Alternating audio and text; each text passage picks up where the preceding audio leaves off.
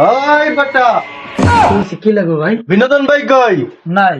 নাই গেছে কই? না আরে পলাইছে কোন আনে আগের বারের নাম গেছে বাস পলাইছে নি কোন আনে? পলাই দিকা তোরা দোকানে এই যে র্যাকেট ব্যাট আনছো শীতের সাথে সাথে আমারে কইছো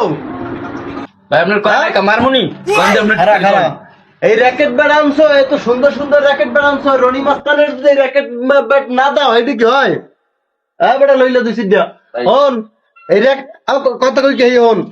র্যাকেট ব্যাট আনছো ভালো কথা এই র্যাকেট ব্যাট যারা কিনতে হবে রনি মাস্তানের যদি নাম কয় ঠিক আছে হ্যাঁ ডিসকাউন্ট দিয়ে দিবি আগের বার কইছি কয় পার্সেন্ট 99%। এবার 99%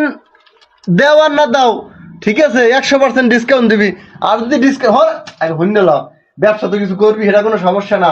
লগে একটাই দিয়ে দিবি হ্যান্ড গ্রিপ দিয়ে দিবি আমার নাম যদি লয় আই যদি কেউ কয় রনি মাস্তানের ভিডিও দেখতে আইছি হ্যান্ড গ্রিপ একটা দিয়ে দিবি